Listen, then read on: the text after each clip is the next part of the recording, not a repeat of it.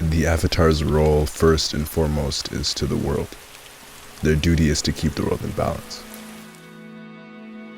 I believe that when you begin watching The Legend of Korra, especially after watching Avatar: The Last Airbender, there's a certain expectation that people have coming into the show. That's where the nature of comparison comes into play. These two shows do take part in the same universe, with one being the sequel. But The Last Airbender and The Legend of Korra are two completely different entities, and they should be treated as such. And I want to focus on the differences between Aang and Korra, and how they both succeed in their duty as the Avatar. I think the first question to answer is, what is the duty of the Avatar? The Avatar must master the four elements and keep the world in balance to maintain the natural order. Aang entered the world not wanting to be the Avatar, but he had no choice but to grow and become a fully realized Avatar. In The Last Airbender, there was a sense of urgency wherever he went, because he had the looming threat of Sozin's Comet, which would lead to the Fire Nation taking over for good. For Aang, it wasn't just the fate of one nation in his hands. If the Fire Nation had succeeded during the Comet, they would have taken down the impenetrable Earth Kingdom, and then there was only the Water Tribes to be defeated, where the Fire Nation showed that they could easily take them down, had it not been for Aang's interference in the past. Korra's challenge was the complete opposite. We were introduced to a world that we thought we knew. We were used to the constant threat of the Fire Nation, and the world's need for an Avatar. But while the world could always use the Avatar, that urgency was simply not present. Korra was born learning about the stories of the past Avatars, the legend of Aang and how he was needed during the war. It was only normal for her to want and crave that same dependency. Both Aang and Korra were born into worlds that they felt they did not belong. It was through this doubt that triggered their growth. Though Aang didn't want to be the Avatar, he had no choice. The passive Aang was faced with decisions that he had to tackle head-on, being forced to make decisions on the fly, taking the young airbender out of his comfort zone. He is an air nomad, they are humble. But the entire world would come to learn the face of this Avatar, to see firsthand the feats of Aang, whether it was taking down a volcano or protecting the Northern Water Tribe. The world eventually would see his face. The humble young Avatar who never wanted to be placed on a pedestal had no choice. And then, the young Avatar earned all of the glory that he deserved after taking down the Fire Lord. For Korra, it was owning the spiritual dormant side of her, taming her ego and pride, and letting things come to her. You could even say that Korra's world was less grateful. All of the threats that Korra faced, she had never received the glory on a grand stage that Aang did. And through Korra's early stages, she seemed to chase that glory. She had no humility, just arrogance.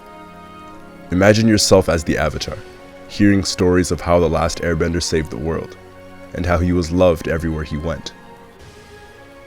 Korra's journey was a little more grounded and realistic. Not everyone loved her. That pride and arrogance she once carried slowly made its way out, as not only the people around her humbled her, but her own adversaries would too. Korra once thought of herself as unstoppable and unbreakable, as the untouchable Avatar who could bend the four elements. And time again, Korra was broken. Now, imagine yourself as the Avatar once again, but you are born to a world that is in flames, literally. Now you're pressured to go around a world that you are not familiar with, and learn 3 new bending arts, to take down arguably the most powerful and the most menacing man in the world. Is that a challenge you are ready to face? The catch is, you have no choice. The fate of the world rests in your hands. Korra was adept at 3 of the 4 elements immediately, a physical specimen, but the spiritual side of being the Avatar she lacked. Aang was the opposite, master of 1, and he was spiritually in tune.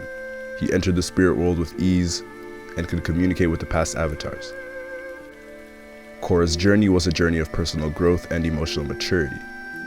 It was an internal journey, and it focused on her hardships. The journey of Aang turned more so into the journey of the gang, and how their interactions and relationships would develop, as it became not only the development of his character, but of Zuko's and Katara's, and Sokka and Toph versus Korra and Korra alone. Aang and Korra are two different people, two different avatars who grew up in two different times. The Last Airbender focuses more on the growth of the team, and when I say this, that doesn't mean that Aang did not grow. Aang was once scared of his duty, but now he faces his duty head on, as a fully realized avatar. One thing that has to be understood is that Korra was the avatar of the world that apparently didn't need her, and thus her character was made to struggle with her identity throughout the 4 books. She was made to fail and to learn, to be humbled. Aang didn't want to be the avatar, but this destiny was forced upon him. And Aang was made to take over his own destiny, and do it his own way, and his humble nature would get praised on the highest scale. Aang and Korra followed different paths of life, but their paths reached the same destination. In the end, they both kept the world in balance and mastered the 4 elements, becoming fully realized avatars, and should be appreciated as such.